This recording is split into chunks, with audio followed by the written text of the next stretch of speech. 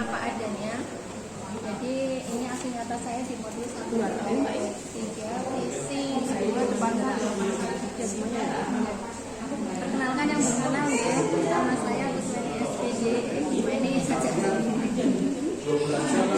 Dari SMP Muhammadiyah Tujuh Anda jadi nanti nggak sekali ada JGP. Jadi visi saya sebagai pendiri adalah mewujudkan generasi mandiri, inovatif dan akhlak mulia. Kemudian prakarsa perubahan yang akan saya wujudkan di lingkungan sekolah saya adalah mewujudkan pembelajaran yang mengembangkan karakter mandiri pada peserta didik. Nah, ini nanti apakah mandirinya saja atau ditampilkan semuanya, nanti barangkali ada masukan dari teman-teman.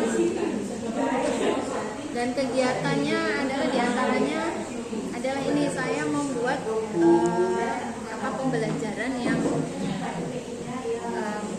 yang berpihak pada murid gitu, agar melatih kemandirian pada mereka. Di antaranya adalah seperti ini, pada saat pengambilan asesmen sudah menggunakan cara-cara yang tidak seperti biasanya anak-anak datang tegak ya, jadi cuma mereka dikasih soal menjawab itu saja. Jadi di antaranya adalah pakai spinning wheel. Spinning kan roda berputar itu ya. Jadi di sini saya itu melatih kemandirian anak dengan asesmen sumatif menggunakan spinning wheel.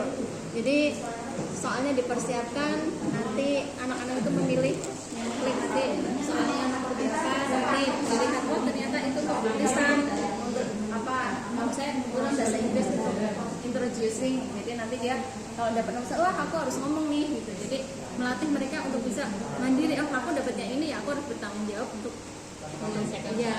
Jadi misalnya dalam introducing itu ada soal yang memang written, yang tertulis, ada yang spoken gitu. Jadi mana yang dapatnya, aku dapatnya Pak ngomong. Jadi walaupun sama tapi intinya model soalnya berbeda-beda seperti itu. Ini kemandiriannya saya ambil di situ.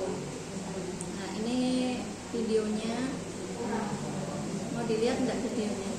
Mau. Di antaranya kayak gitu.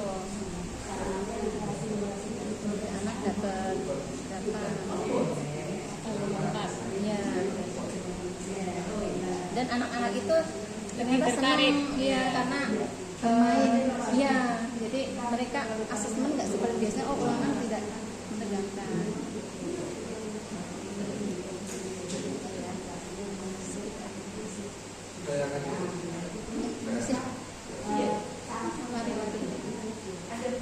Kemudian yang berikutnya ini juga untuk kelas berikutnya saya pakainya adalah barcode. Jadi modelnya seperti ini, sebenarnya itu bisa ditempel ya, bisa ditempel di tembok gitu. Jadi ini saya itu tujuannya juga anak-anak yang sukanya cara belajar kinestetik itu, mereka tuh bisa nggak mau diem aja. Mereka kan bosan. Memang ada anak yang benar-benar bisa itu, yang memang harus taklan itu.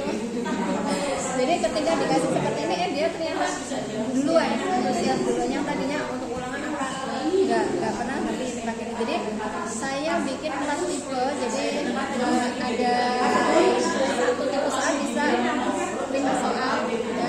Jadi mereka boleh milih, jadi ini nggak harus dikerjakan semua. Jadi satu tipe soal misalnya ada 4, berarti sama, untuk mengukurnya sama tapi model soalnya berbeda-beda. Jadi kalian boleh scan yang mana saja, mau pilih yang ini boleh di meja 1. Nah, yang tipe A. Nanti kalau sudah tipe A, mau pilih tipe C dulu boleh, mau kemana dulu seperti ini. Jadi ini juga melatih kemandirian anak. Oh iya, saya mau yang tipe ini dulu deh, nggak harus bergabung sama orang lain.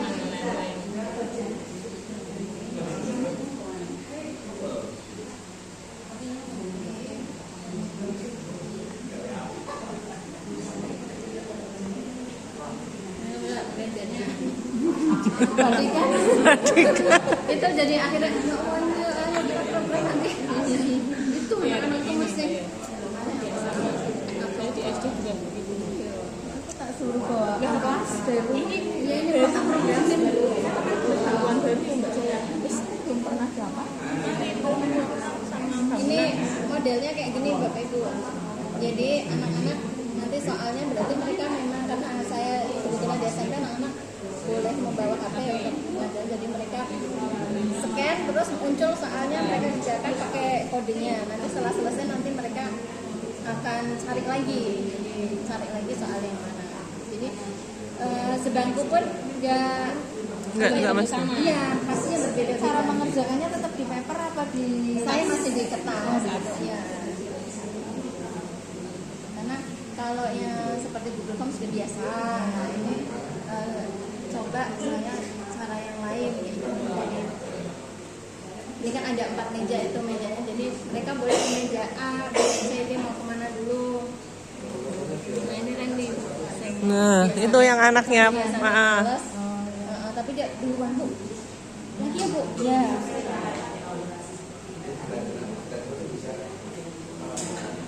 Nanti kalau sudah selesai di meja 1, jadi soal saya tidak perlu banyak-banyak, tapi yang penting itu sudah mengukur. Nah, yang sekarang kan misalnya TP-nya adalah kan yang penting TP-nya misalnya bunyinya apa, oh itu sudah mengukur anak itu, karena kita kesadaran juga sudah melakukan assessment. Kurang lebihnya gitu ya.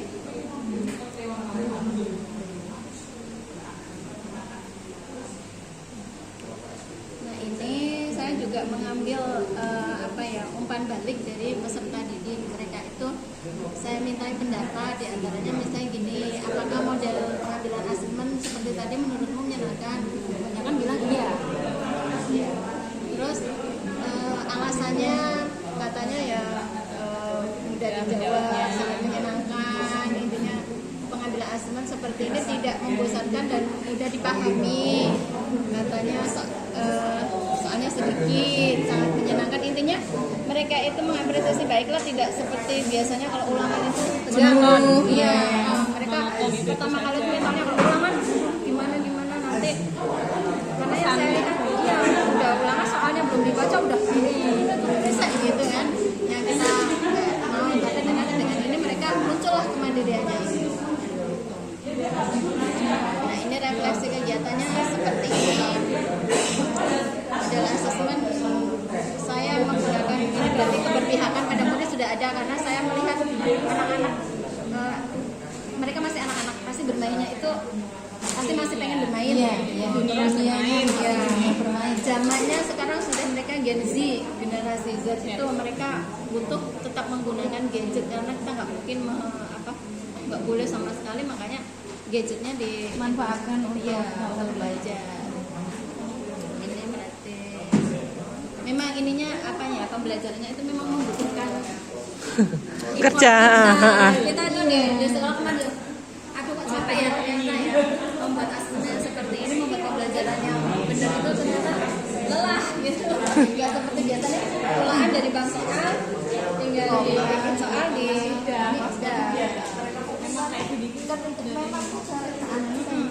sudah menerapkan itu ya, itu memang untuk pembelajaran yang berpihak pada murid, kita capek duluan. Menyiapkan apa-apanya dulu. Makanya kalau kita yang nggak mau berubah itu ya kita yang kalau kita mager nggak mau gerak jadi tetap membosankan. Iya, makanya ini kita memang effort dulu ya. memang butuh banget. Iya, baru diberikan siswa. Iya. Berkesan ke anak. Tapi ketika diberikan pada saat itu kita hanya fasilitator, kita melihat anak mengerjakan dengan merdeka. Nah, tapi sebelumnya itu kita persiapannya yang memang luar biasa. Persiapan. Ini bukan kelas. Setelah ini memang kok ini berarti memang harus kita juga pintar-pintar ngatur strategi dan mengatur kelas. Kadang kan juga ada, kalau saya yang di kelas 7 itu kan agak-agak anaknya ketika ada yang maju kan yang belakang agak crowded. Kalau yang tadi kelas 9 sudah tertib gitu, cek udah di tempatnya. Berarti kan kita juga memikirkan gimana caranya agar pengelolaan pada saat itu. Berarti kita butuh strategi lah untuk refleksinya. Ya itu berarti ini hasil data ini kedepannya akan di sekolah kami itu pengennya nanti menerapkan dengan tadi yang keberpihakan pada murid, intinya seperti